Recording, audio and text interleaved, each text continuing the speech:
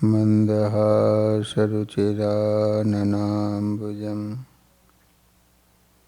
पूजितं सुरनरोत्तमेर्मुदा धर्मनन्दनमहं विचिन्तये। बोलो स्वामीनारायण भगवाननी, श्री हरि कृष्ण महाराजनी, श्री राधा कृष्ण देवनी, श्री नरनारायण देवनी, लक्ष्मी नारायण देवनी। બધા જ હરિભક્તોને ઘણા ભાવથી જય સ્વામિનારાયણ। વાલા ભક્તજનો, આજે આપણે સદગુરુ વર્ય શ્રી પ્રભુતાનંદ સ્વામીનું જીવન ચરિત્ર શ્રવણ કરવાનું છે। પ્રભુતાનંદ સ્વામીનો જન્મ લોયા ગામમાં પટેલ પરિવારમાં થયો હતો। એમનું પૂર્વાશ્રમનું નામ ભગુભાઈ હતું। નાનપણથી સંત પ્રેમી, સેવાભાવી અને પરોપકાર વૃત્તિના હતા। પ્રભુદાનંદ સ્વામી નામના 3 સંત હતા। તે ત્રીજા સંત લોયા ગામના પટેલના દીકરા ભગુભાઈ હતા। સંવંત 1877 શ્રીજી મહારાજે લોયા ગામમાં શાકોત્સવ કર્યો। તે સમયે સ્વામિનારાયણ ભગવાન સંતો તથા સત્સંગીઓને પંક્તિમાં અતિ પ્રેમ ભાવથી ઉત્સાહ સાથે શાક પીરસતા હતા। તે લટકા કરી હેતથી પીરસતા સ્વામિનારાયણ ભગવાનની મૂર્તિના દર્શન થતાં યુવાન ભગુભાઈનું ચિત્ત સ્વામિનારાયણ ભગવાનની મૂર્તિમાં ચોંટી ગયું। પછી તો હાલતા ચાલતા ખાતા પીતા સર્વત્ર શ્રીજી મહારાજની મૂર્તિ દેખાવા લાગી। મૂર્તિના દિવ્ય સુખનો અનુભવ થતાં સંસારમાં વૈરાગ્ય થયું। સ્વામિનારાયણ ભગવાન લોયાથી પંચાળા ગયા, પરંતુ આ યુવાનને મહારાજની મૂર્તિ અખંડ અંતરમાં દેખાયા કરતી। સંસારમાં રસ રહ્યો નહોતો। એક દિવસ વાડીએ વૃક્ષના છાંયે આંખો મીચીને ધ્યાન કરતા હતા। ત્યારે સ્વામિનારાયણ ભગવાનના પ્રત્યક્ષ દર્શન થયા। પછી પૂછ્યું, હવે અખંડ આપનો યોગ રહે એવી કૃપા કરો। સ્વામિનારાયણ ભગવાન કહે, તું અમારી પાછળ પાછળ ચાલ્યો આવ। પછી સ્વામિનારાયણ ભગવાનની મૂર્તિ પૃથ્વીથી 5 ફૂટ અધર ચાલી અને આ યુવાન મૂર્તિની પાછળ ચાલ્યો। સંવંત 1877 ફાગણ સુદ પૂનમે સવારે લોયાથી નીકળ્યા તે સાંજે 4 વાગ્યે પંચાળા પહોંચ્યા। ત્યાં પુનઃ તેને સ્વામિનારાયણ ભગવાનના દર્શન થયા અને આકાશમાં ચાલતી દેખાતી મૂર્તિ પ્રત્યક્ષ સ્વામિનારાયણ ભગવાનની મૂર્તિમાં લીન થયા। સ્વામિનારાયણ ભગવાનનો સુદૃઢ નિશ્ચય થયો। આ રીતે યુવાન ભગુભાઈ કુટુંબ પરિવારનો મળવત ત્યાગ કરી સ્વામિનારાયણ ભગવાનની સેવામાં આવી ગયા। સ્વામિનારાયણ ભગવાનને પોતાનું જીવન સમર્પણ કર્યું। પ્રત્યેક વ્યક્તિ સમર્પિત જ હોય છે, પરંતુ જે માયિક વ્યક્તિ કે પદાર્થને સમર્પિત થાય તે 184માં ગોથા ખાય, અને ભગવાનને સમર્પિત થાય એ ભગવાન જેવો સુખ્યો થાય, ભગવાન જેવો સમર્થ બને। હવે ભગુભાઈના જીવનમાંથી જાણીએ। સ્વામિનારાયણ ભગવાનની સાથે સત્સંગ વિચરણ કરતાં કરતાં ગઢપુર આવ્યા. એક દિવસ શ્રીજી મહારાજને પ્રાર્થના કરી કે હવે મારે સાધુ થવું છે, માટે મને દીક્ષા આપી તમારી સેવામાં રાખો. સ્વામિનારાયણ ભગવાને એમનો અંતરનું ઓજસ અને અલૌકિક પ્રભા જોઈ સાધુની દીક્ષા આપી. એમનું નામ પ્રભુતાનંદ સ્વામી પાડ્યું. એમને સંતની સેવામાં સાથે રાખ્યા હતા. આ પ્રભુતાનંદ સ્વામી ઘણા સમર્થ થયા હતા. શ્રીજી મહારાજ અને સંતો સત્સંગ પ્રચાર અર્થે સૌરાષ્ટ્ર, ગુજરાત અને કચ્છ વગેરે સ્થળે પધારતા. ત્યારે જે ગામથી મહારાજ અને સંતો ચાલે ને ત્યારે પ્રભુતાનંદ સ્વામી સ્વામિનારાયણ ભગવાન તથા સંતના ઉતારામાં પાછળ રહીને તપાસ કરતા. પછી જેમની જે કંઈ વસ્તુ પડી રહી હોય ને એ લઈને ઉતાવળ રાખી સાથે થઈ જતા, અને જેમની જે વસ્તુ હોય ને એમને સંભાળીને પ્રેમથી આપી દીધા. આ રીતે સૌના વસ્તુ પદાર્થની તેઓ રખેવાળી કરતા. તેથી સૌ એમને કોટવાડ સ્વામી પણ કહેતા. કોટવાડ. આ પ્રભુતાનંદ સ્વામી સ્વયં પ્રકાશાનંદ સ્વામીના શિષ્ય થઈને રહ્યા હતા. ભણી ગણીને પુરાણી થયા હતા. તેથી એમની વાતોથી લોકોને ખૂબ સમાસ થતો હતો. સ્વામિનારાયણ ભગવાન ધામમાં ગયા પછી સ્વયં પ્રકાશાનંદ સ્વામી પોતાના મંડળ સાથે વડતાલ ધામમાં રહેવા ગયા. તેથી સ્વામી પણ એમની સાથે વડતાલ ગયા હતા. પછી વડતાલ દેશના ગામોમાં વિચરણ કરી તેમને અનેક લોકોને સત્સંગ કરાયો હતો. એકવાર આ પુરાણી પ્રભુતાનંદ સ્વામી બુવા ગામમાં, બુવા ગામ છે, વચનામૃતમાં પ્રશ્ન આવે બુવાના કાનદાસનો, તો સત્સંગ વિચરણ માટે ગયા હતા. ત્યારે ત્યાં એક પાડો મારકણો થયો હતો. દેશમાં પાડા ગાયો ને ભેંસો બધા રખડતા હોય, કેટલાયને તો મારી પણ નાખ જોયો ને. તેણે ઘણા લોકોને મારી નાખ્યા હતા. આ પાડો એવો હતો. સ્વામીને જોઈને પાડો એને મારવા દોડીને આવ્યો. ત્યારે પ્રભુતાનંદ સ્વામીએ પાડાના માથામાં પોતાના હાથમાં રહેલું તુંબડાનું પાણી છાંટ્યું ને સ્વામિનારાયણ ભગવાને સંભાળીને કહ્યું, ભાગી જા અને સ્વભાવ છોડી દે. સ્વામી આટલું બોલ્યા ને તરત ત્યાંથી પાડો ચમત્કારિક રીતે ચાલ્યો ગયો અને શાંત થઈ ગયો. બોલો, પાડો.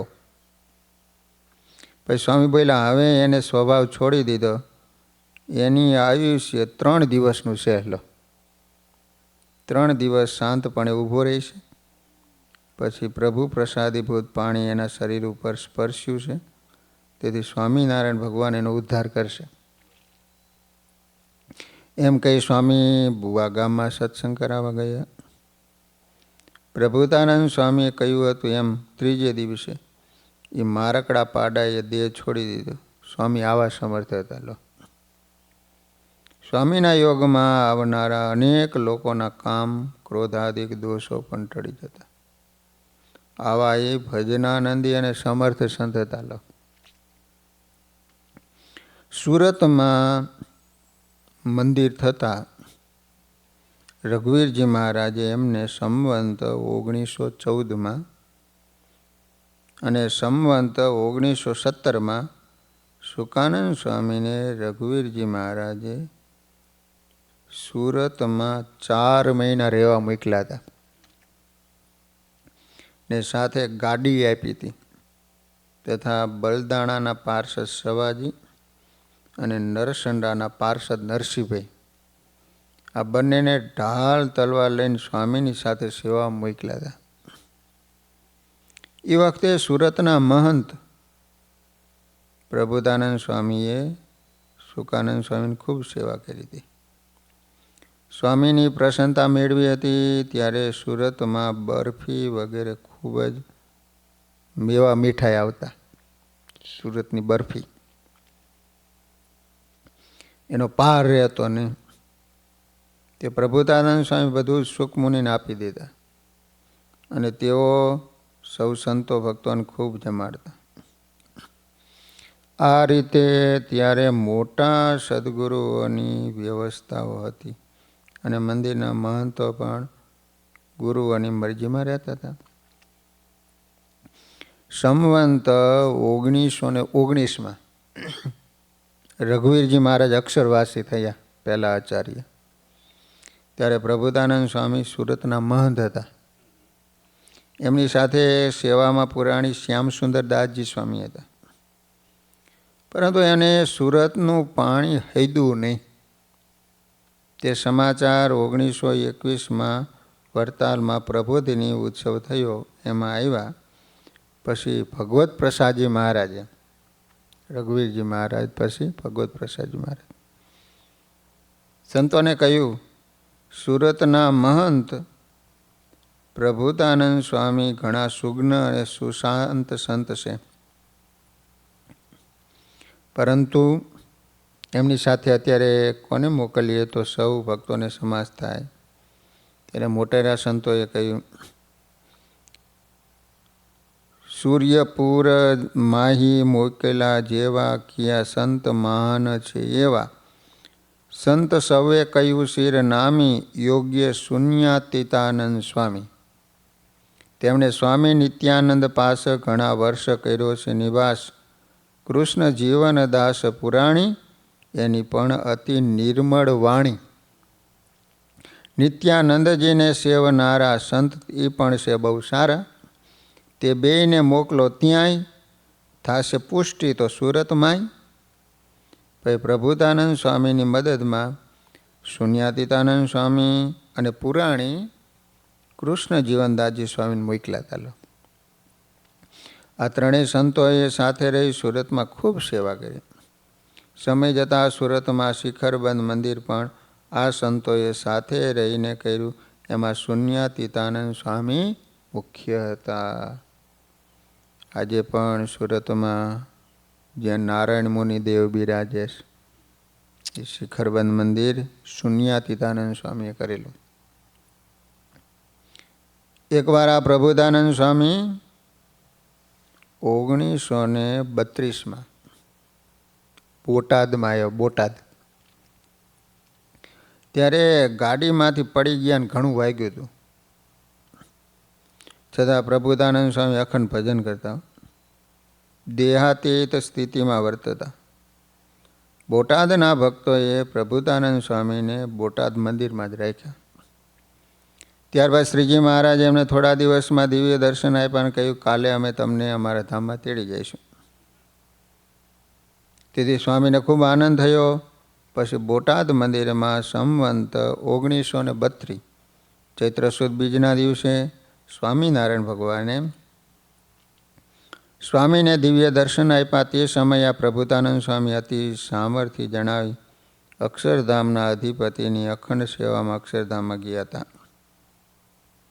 3 ભક્તોને એ સમયે દિવ્ય દર્શન થયા હતા. આ રીતે પૂર્ણકામ બનીને પુરુષોત્તમ નારાયણના ધામને પામવું એ જ આ સત્સંગની દિવ્યતા છે. વાલા ભક્તજનો, હવે સદગુરુ શ્રી નિર્દોષાનંદ સ્વામી, આ સ્વામી હતા મૂડીધામના.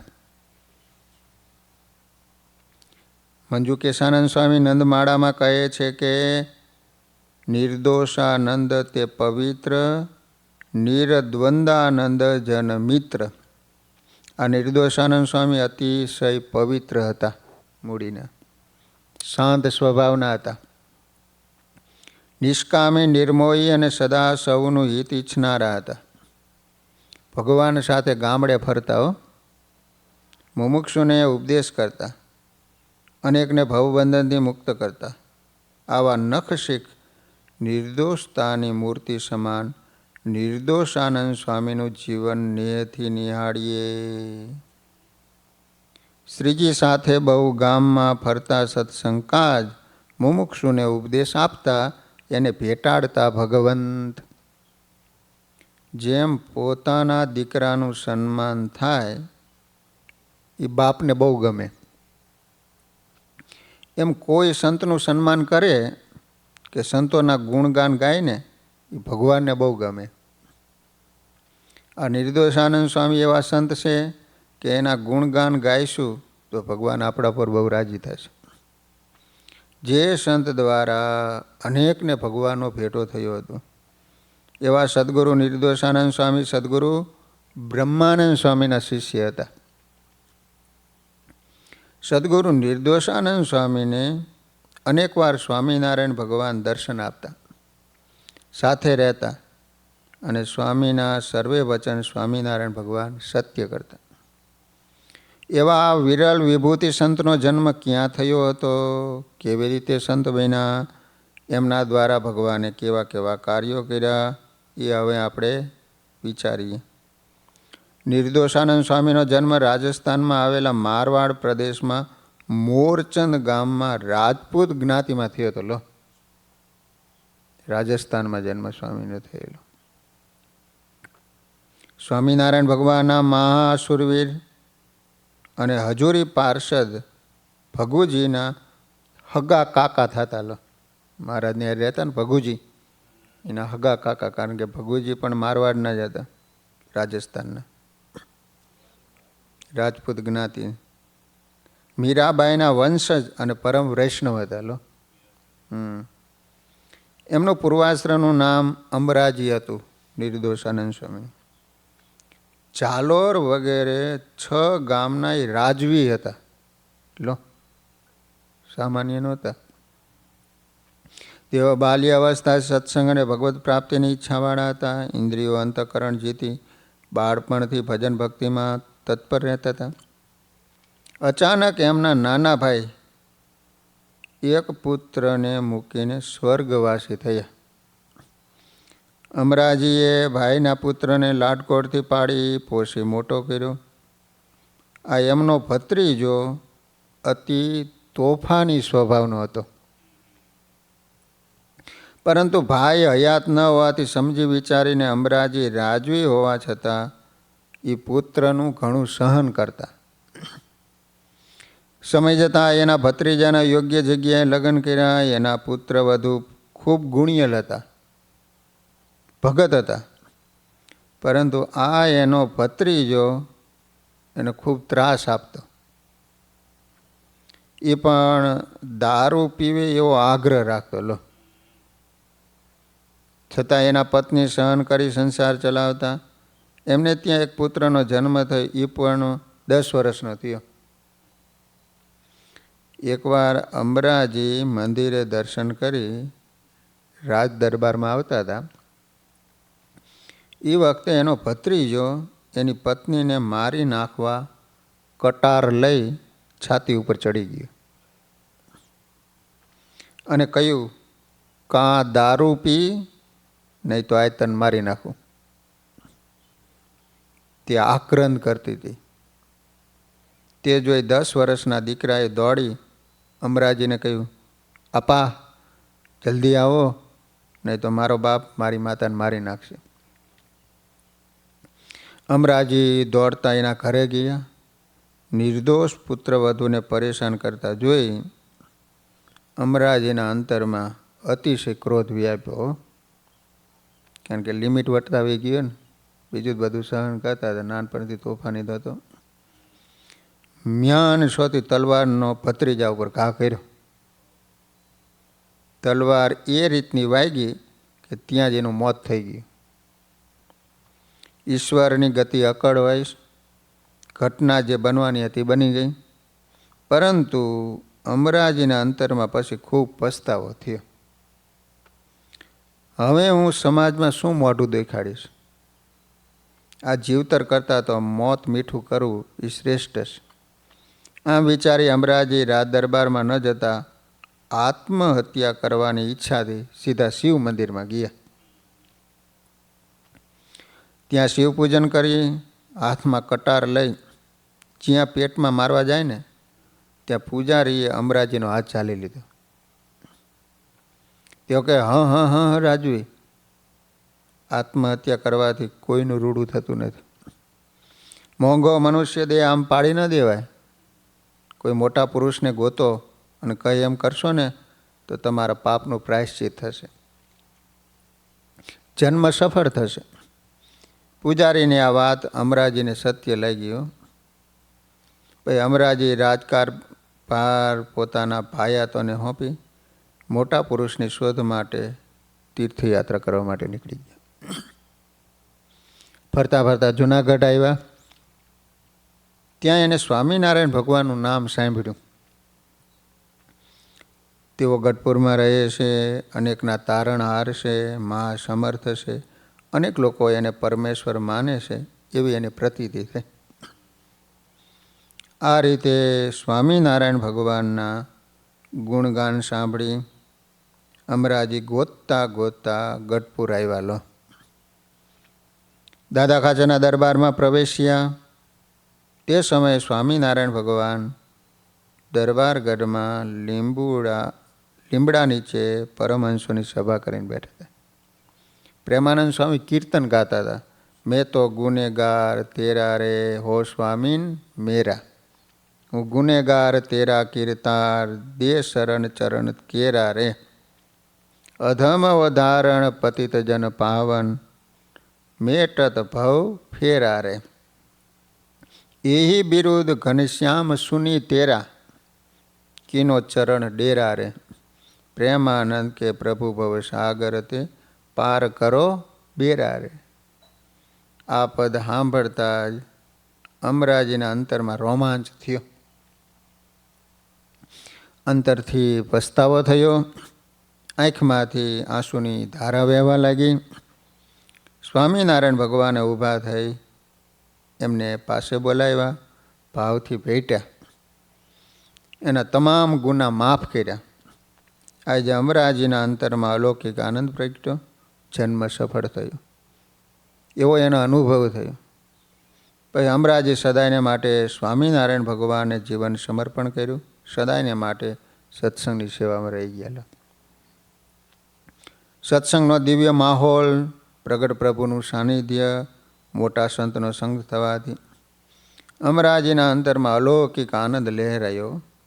દિવ્ય ભાવથી સત્સંગનું સેવન કરતા એક દિવસ ભગવાને કૃપા કરી સૌ સંતો ભક્તોના દિવ્ય રૂપે દર્શન કરાવ્યા. દરેક સંતો ભક્તોના રોમ રોમમાંથી અલૌકિક તેજની છટા છૂટતી હતી. મોટા મોટા મુનિઓ, દેવો એમને વંદન કરતા હતા. આવા અલૌકિક દર્શન પામી અમરાજી કૃતાર્થ થયા. સમય જતાં એમણે સંત બનવા પ્રભુને પ્રાર્થના કરી. સ્વામિનારાયણ ભગવાને સંવંત 1870 મહાસુદ પાંચમ વસંત પંચમીનો ઉત્સવ ગઢપુરમાં ધામધૂમથી કર્યો. હજારો સંતો ભક્તોને પોતાનું અલૌકિક સુખ આપ્યું. આ પ્રસંગે અતિશય પ્રસન્ન થયેલા સ્વામિનારાયણ ભગવાને સેવા અને ભક્તિથી નિર્દોષ બનેલા રાજવી અમરાજીને પરમહંસની દીક્ષા આપી. નિર્દોષ દિલના આ રાજવીનું નામ સ્વામિનારાયણ ભગવાને નિર્દોષાનંદ સ્વામી રાખ્યું. લો, નિર્દોષાનંદ સ્વામી ખરેખર નિર્દોષતાની મૂર્તિ હતા. એમના ગુણ લે, સેવા કરે, એના પણ દોષ નષ્ટ થતા. આવા નિર્દોષાનંદ સ્વામીને સ્વામિનારાયણ ભગવાને દીક્ષા આપી. નિર્દોષાનંદ સ્વામી એવું સાર્થક નામ રાખ્યું. પછી સ્વામિનારાયણ ભગવાને એમને બ્રહ્માનંદ સ્વામીને હોંપ્યા. તેઓ સ્વામિનારાયણ ભગવાન સાથે ઘણા ગામોમાં ફર્યા હતા. શ્રીજી મહારાજ એમની ઉપર ખૂબ રાજી હતા. સ્વામિનારાયણ ભગવાન સવધામ ગયા પછી તેઓ સદગુરુ બ્રહ્માનંદ સ્વામી સાથે મૂડીમાં મંદિરની સેવામાં રહ્યા હતા. ત્યારે બ્રહ્માનંદ સ્વામીની આજ્ઞા પ્રમાણે તેમને મૂડી મંદિરની ખૂબ સેવા કરી. મંદિર તૈયાર થઈ જતા. પછી જ્યારે મૂર્તિ પ્રતિષ્ઠા કરીને ત્યારે લાખો સત્સંગીઓ આવ્યા હતા. એ પ્રસંગે પણ ઉતારાની, ખાવા પીવાની, અન્ય જરૂરી વ્યવસ્થા નિર્દોષાનંદ સ્વામીએ જ કરી હતી. સંતોની રક્ષા માટે ભગવાન યુગ યુગમાં અવતાર લે છે. સંતોને ખૂબ આનંદ આપે છે. સર્વોપરી સ્વામિનારાયણ ભગવાનના નિર્દોષાનંદ સ્વામી સર્વોપરી સંત હતા. શ્રીજી મહારાજ એને સર્વોપરી સુખ આપતા. તેથી સ્વામી અખંડ પુરુષોત્તમ નારાયણના ગુણગાન ગાતા હતા. અખંડ સ્મૃતિ રાખતા. અખંડ ભજન સ્મરણના પ્રતાપથી ભગવાન સ્વામીને અખંડ વશ વર્તતા હતા. સત્સંગની ચિંતા સંતની રાખે હરિરાય. સંકલ્પ થાય જ્યાં સુધી સાધુને શ્રીહરિ પૂરા કરી જાય. ચિંતા ટાળે નિજ સંતની, સાથે રહી સહજાનંદ. પરચા આપી પડે પડે, આપે સાધુને આનંદ. એક સમયે મૂડી મંદિરના મહાન સંત સદગુરુ નિર્દોષાનંદ સ્વામીની છપૈયા બદલી થઈ. તેથી સ્વામી સંતોને સાથે લઈ છપૈયામાં મંદિરની સેવા કરવા માટે ગયા. તે સમયે છપૈયા મંદિરમાં સાધુને રહેવાનું અને આચાર્યને ઉતરવાનું મકાન નહીં. સત્સંગીઓને ઉતરવાના કોઈ ઉતારાવા હતા નહીં. યાત્રાળુ આવે એને જોઈને સ્વામીના મનમાં એમ થાય કે આ સ્વામિનારાયણ ભગવાનની જન્મભૂમિ છે, માટે અહીં ભક્તો માટે ઉતારા હોય તો સારું. કેમ કે અહીં તો બંને દેશના આચાર્યો, બંને દેશના સંતો ભક્તોને આવવાની છૂટ છે. માટે સંતો, આચાર્ય અને ભક્તોને ઉતરવા માટે સારી હવેલી બનાવી હોય ને તો ભગવાન બહુ રાજી થાય. સત્સંગીઓને ઉતારા મળે એથી એ પણ રાજી થાય. હવેલી બનાવવા માટે રૂપિયા જોઈ, સારા કારીગર જોઈ અને સારું લાકડું જોઈ. એ સમયે જોગી વનમાં લાકડા માટે ઝાડ ઘણા હતા. છપૈયામાં વન મોટું છે, પણ સરકારનો બંદોબસ્ત કપાય નહીં. એ દુઃખ જોઈને સ્વામીના મનમાં એવો સંકલ્પ થતો કે જો ઘનશ્યામ મહારાજની ઈચ્છા હોય ને તો અહીં છપૈયામાં આપણી જગ્યામાં સૌ સંતો ભક્તોને રહેવાની સગવડતા થાય એવી હવેલી બને. એમ કરતાં શ્રાવણ માસ આવ્યો. શ્રાવણ માસને વિશે 10 દિવસ સુધી વરસાદની બહુ હેલી થઈ. તેણે કરીને કોરીપુરના વનમાં અને જોગી વનમાં 750 મહુડા પડી ગયા. એની ખબર લઈને એ વનના નોકર રામકૃપાલ બ્રાહ્મણે આવી નિર્દોષાનંદ સ્વામીને પગે લાગી સમાચાર કહ્યા. એ સાંભળીને સ્વામી એમ બોલ્યા કે હે રામકૃપાલ, એ મહુડા તો ઘનશ્યામ મહારાજની ઈચ્છા વડે પડ્યા, માટે અહીં ભારે માળબંધ હવેલી બંધાવશું. પછી પોતાના શિષ્ય સાધુ ધ્યાનદાસજીને સાથે લઈ સ્વામી વનમાં જોવા બધાય. પડેલા મહુડાના ઝાડ જોઈ નિર્દોષાનંદ સ્વામીને મનમાં થયું આ લાકડાથી જરૂર હવેલી બંધાઈ જશે. પણ નિર્દોષાનંદ સ્વામી બધા વનમાં જોતા જોતા વિશ્વામિત્રી નદીને કાંઠે થઈ ગૌ ઘાટે સ્નાન કરી પાછા મંદિરમાં આવ્યા. સાંજે સંધ્યા આરતી પહેલાં સ્વામી મંડપમાં દર્શન કરવા ગયા. ત્યારે તે સમયે નિર્દોષાનંદ સ્વામીના મનનો સંકલ્પ જાણી ઘનશ્યામ મહારાજ મૂર્તિ દ્વારા એમ બોલ્યા, સ્વામી, તમારે અહીં જાયગા હવેલી કરવાનો બહુ આગ્રહ છે ને, માટે કરજો, અમે તમારી સાથે રહીશું. તમે અમને રાત દિવસ સંભાળો છો એમ અમે પણ તમને સંભાળીએ છીએ. તમે અમને સાથે રાખો છો માટે અમે પણ તમારી સાથે રહીશું. તમારે અહીં હવેલી બાંધવાની ભાવના છે તો કામનો આરંભ કરો. તમારા મનોરથ ટૂંક સમયમાં પૂરા થશે. આ મારા વચનને સત્ય માનજો. અમે કોઈ પણ પ્રકારની ચિંતા રાખતા નહીં. અમે ચિંતા કરશો નહીં, જાજી રે સ્વામી મનમાં રહેજો સદા રાજી રે. એવું સાંભળી સ્વામી હરખાણા રે, તેણે હેતના નીર ભરાણા રે. સ્વામિનારાયણ ભગવાનના આવા કરુણાસભર મધુરા વેણ સાંભળી નિર્દોષાનંદ સ્વામીના નેણમાં નીર વરસવા લાગ્યા. હેત ભરેલા હૈયે કહે વાહ વાહ નાથ વાહ, આપની અમૃત જેવી મીઠી વાણી મારા કાળજાને કોરે છે. હે વાલમજી, હું તો સૌ સંતો ભક્તો અને યાત્રાળુ સુખી થાય એવા હેતુથી સંકલ્પ કરું. એમ કહી સ્વામિનારાયણ ભગવાનને વંદન કર્યા. ત્યારે સ્વામિનારાયણ ભગવાન કે સ્વામી, તમે અખંડ અમારું ચિંતન કર્યા કરો કે તે અમારા વચને તમારા મનનો સંકલ્પ સત્ય થાય છે. એ વાતની હવે તમે ઝાઝી ચિંતા કરશો નહીં. એવું સાંભળી નિર્દોષાનંદ સ્વામી અતિ હર્ષના ભર્યા ગદગદ કંઠે થઈ બે હાથ જોડી વિનંતીપૂર્વક પગે લાગીને બોલ્યા, હે મહારાજ, આ તો બહુ સારું, પણ એનું ખર્ચ થાય એના પૈસા મારી પાસે નથી. વળી ગુજરાતી સુથાર પણ અહીં નથી, ત્યાં તો હિન્દી જ બોલે બધા. આ દેશના સુથારને ગુજરાતી જેવું બરાબર સારું કામ આવડે નહીં, તે તો આપ જાણો છો. એનું મારે કેમ કરવું? ત્યારે સ્વામિનારાયણ ભગવાન બોલ્યા, અરે સ્વામી, તમને અમારા વચને હવે કોઈ પણ પ્રકારની મુશ્કેલી નહીં આવે, સર્વે કામ સરળ થઈ જશે. અમે હરિસહાયજી સહિત રામ શરણજીને અને રામ સુખજીને કહીશું, તે જેટલું ખર્ચ થશે એટલા પૈસા એ આપશે. અને અમદાવાદના કલ્યાણ સુથાર અને કડી ગામના સુથાર કલકત્તે ગયા છે. એ ગુજરાતમાં જવા સારું ત્યાંથી નીકળ્યા છે. એ અત્યારે ગયાજીમાં આવ્યા છે. તેઓ થોડા દિવસમાં અહીં આવશે. તેને તમે અહીં કામ માટે રાખજો, અમદાવાદના કડીના સુથાર.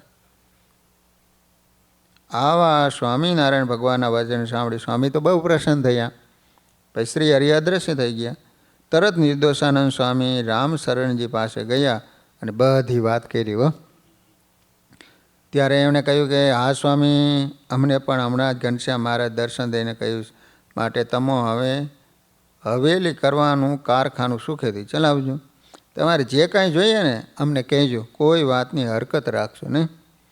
જેટલા જોઈએ ને એટલા રૂપિયા અમે આપશું. અમે તમારી સાથે છીએ, માટે કોઈ ચિંતા કરતા નહીં. પછી નિર્દોષાનંદ સ્વામી સંતો ભક્તોના ઉતારા માટે મોટી હવેલી બનાવવાનું કારખાનું સુખેથી ચાલુ કર્યું. નિર્દોષાનંદ સ્વામી ઉત્સાહી અને હિંમતવાળા હતા. હો, તેમાં ભગવાનના ભક્તોને સાથ મળ્યો. તેથી એક દિવસ 32 ગાડા લઈ વનમાં લાકડા લેવા ગયા. પાર્ષદ 55 ભગતને સાથે લીધા. વનમાં જઈ લાકડા ભરવા માટે પાડા 55 ભગતને કહ્યું, તમે આ ગાડાવાળાને બોલાવીને ગાડા ઉપર લાકડા ચડાવવાની ઉતાવળ કરો, કારણ કે સાંજ પડવાનો વખત થયો છે. સંધ્યા ટાણે આપણે મંદિરમાં જતા રહીએ.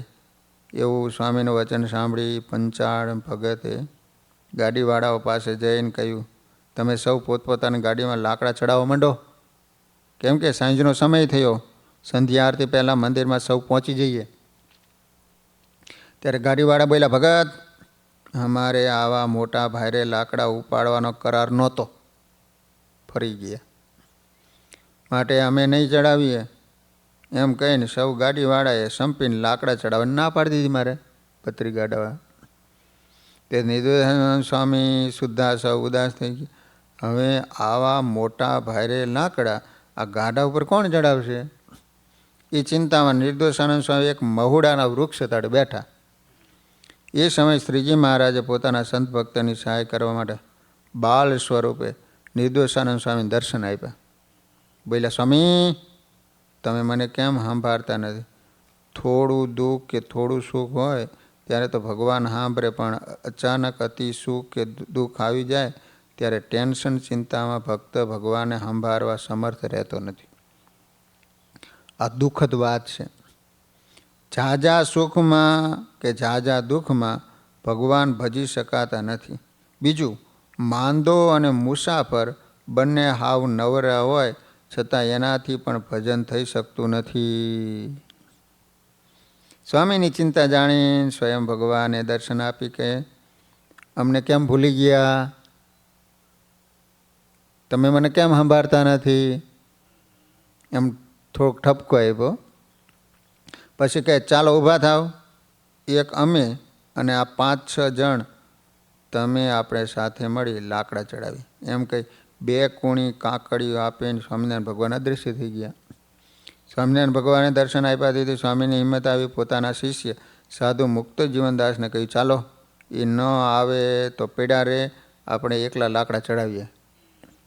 એમ કહીને બધાએ ગાડા ઉપર અનુક્રમે થોડી વારમાં સ્વામીએ લાકડા ચડાવી દીધા. તે જોઈને ગાડાવાળા તો આશ્ચર્યચકિત થઈ ગયા અને બોલ્યા, ઓહો, આ બાવો તો હનુમાનજી જેવો બળ્યો છે. એમ કહીને સ્વામી પાસે આવીને હાથ જોડી વિનંતીપૂર્વક પગે લઈ ગયા અને કહે, સાધુરામ, તમે ખરેખર મહાન છો. હવે અમે આવી ભૂલ નહીં કરીએ. પછી સ્વામી કહે, હવે તમે ગાડા હાંકી લ્યો, ચાલો આપણે સૌ જલ્દી મંદિરે જઈ. પછી સૌ ચાલતા થયા. તો વાલા ભક્ત, નિર્દોષાનંદ સ્વામી બહુ સમર્થ સાધુ. બાકીના જે પરચા પાછળ મહારાજે એમના દ્વારા જે કાર્યો કરાવ્યા કાલે શ્રવણ કરીશું. સહજાનંદ સ્વામી મહારાજની જય.